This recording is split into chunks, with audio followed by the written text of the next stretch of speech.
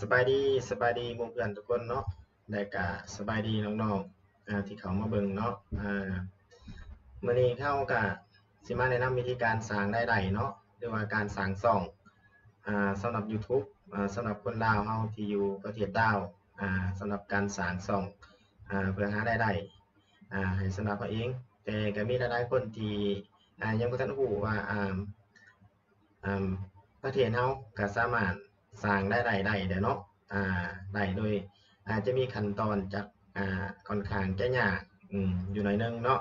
แต่เฮาก็สิพยายามอธิบายอย่างละเอียดเนาะก่อนอื่นเนาะน้องๆต้องหรือว่าหมู่เพื่อนต้องมี Gmail เนาะGmail นี้เฮาก็ได้กาเตรียมไว้แล้วเฮาก็ได้กาเตรียมอ่Gmail นี้ไว้แล้วเนาะGmail ที่เฮาจะนำมาสร้างเราจะเอา Gmail นี้เอา Gmail นี้มาสร้างนี่เนาะGmail ที่เราได้สร้างไว้แล้วก่อนหน้านั้นเนาะนี้เมื่อทุกคนมาฮอดหน้าตานี้เนาะเมื่อเปิด YouTube ขึ้นมาให้เข้าที่เข้าสู่ระบบเนาะเข้าสู่ระบบถ้าว่าเป็นภาษาอังกฤษก็ล็อกอินเนาะในนี้เราได้ล็อกอินได้มันซี่เนาะเราจะดึงออกเพื่อความเข้าใจเนาะบ่ให้สับสนเอาจะดึงออกเบิดหลังจากนั้นให้พวกน้องเนาะถ้าว่ามีบัญชีแล้วให้พวกน้องก่อนบัญชีเนาะในนี้อายได้ก๊อปมาไว้เนาะอายได้ก๊อปมาไว้อายก็กดต่อไปหลังจากกดต่อไปเนาะ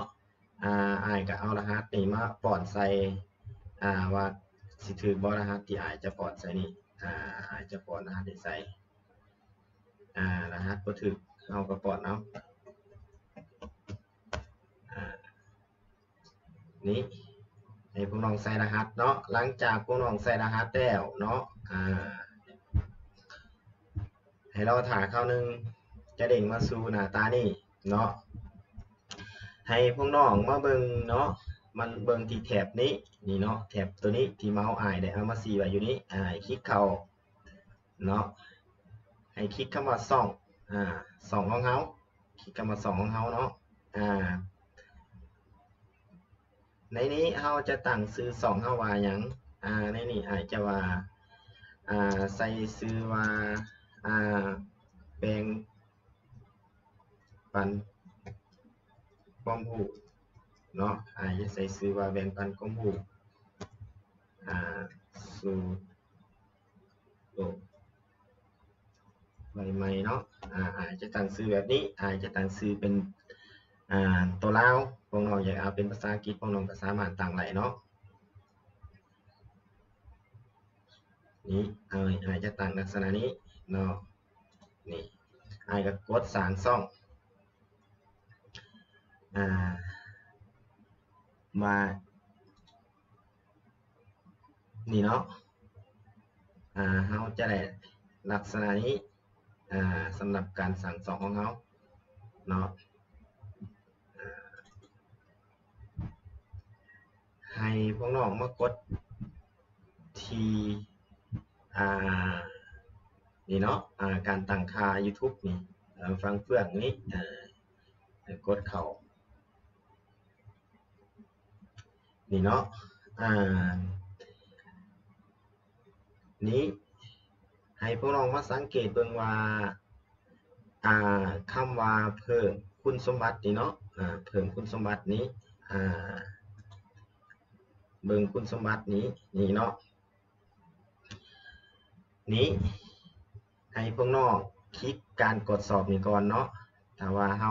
สร้างใหม่ๆเนาะคลิกการกดสอบนี้คลิกการกดสอบเพื่อยืนยันเนาะในนี้อาจจะเอาเป็นเฮาเอาเป็น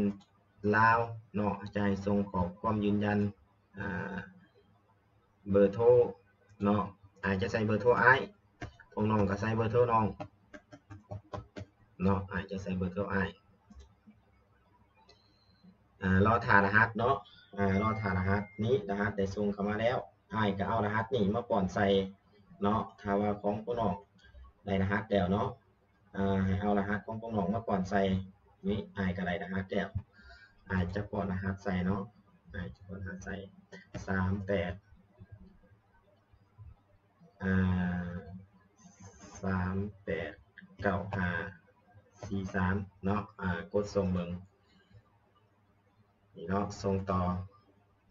จะเป็นการยืนยันเนาะในนี้เฮาก็ยืนยันบัญชีของเฮาแล้วสำหรับการสั่งซองไหมในขั้นตอนนี้เนาะให้พวกน้องมาสังเกตเบิ่งขั้นสูงนี่เนาะเป็นภาษาลาวนี้เขียนว่าขั้นสูงเนาะคลิกเข้าเนาะให้พวกน้องมาเปลี่ยนประเทศเนาะให้พวกน้องมาเปลี่ยนประเทศให้เปลี่ยนออกจากประเทศลาวเนาะให้เปลี่ยนออกจากประเทศลาว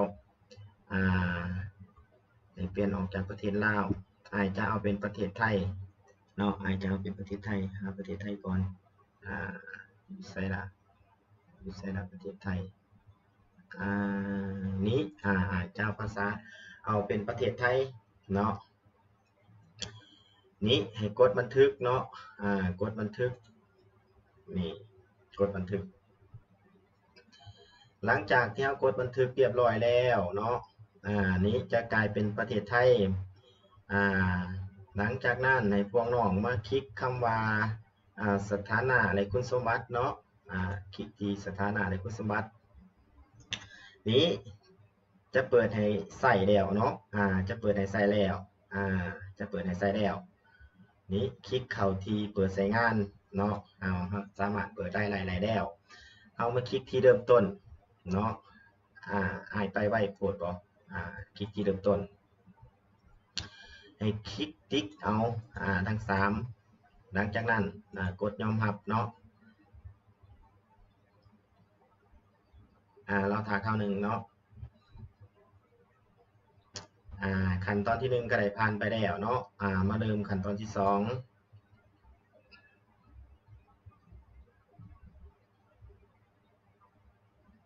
หลังจากนั้นให้กดต่อไป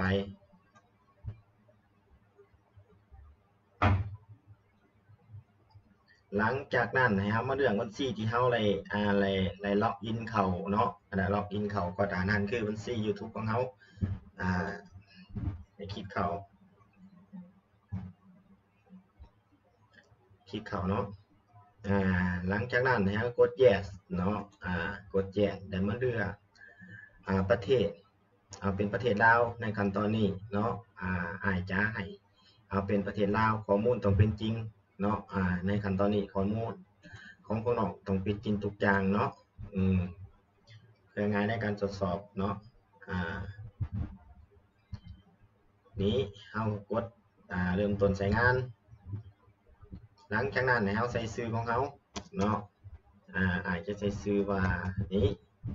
เนาะที่อยู่ของเขาเลยล่ะเราจะใส่ว่าจำปาสักอาจจะใส่ชื่อว่าจำปาสักอยู่คนจำปาสักก็ใส่จำปาสักไปสนีได้ล่ะจะใส่0660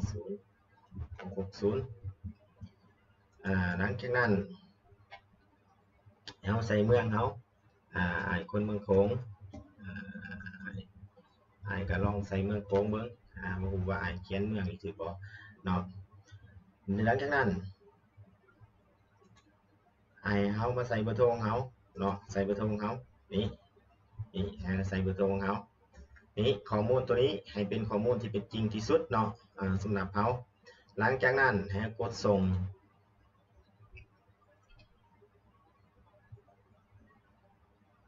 เขาจะเปลี่ยนแปลงเส้นทางเนาะกด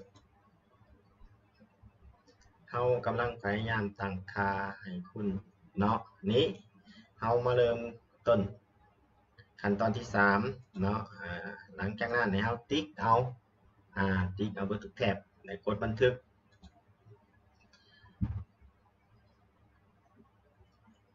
กในขั้นตอนนี้ให้พวกน้องๆเนาะมาอ่านเบิ่งเนาะเบิ่งของความและเนื้อหาที่เขาได้บอกไว้นี่เนาะรับการกดสอบหลังจากมีคนเบิ่ง4,000 ชั่วโมงในรอบ12 เดือนที่ผ่านมาและมีผู้ติดตาม 1,000 คนเนาะหลังจากที่เขา ไล่สร้างช่องขึ้นมาแล้วมีคนติดตาม 1,000 คนเนาะและ4,000ชั่วโมงสำหรับการเข้าเบิ่งอ่าแต่ผู้ติดตาม1,000คน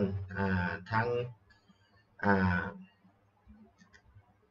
พนักงานเนาะหรือว่า YouTube จะกดสอบอ่า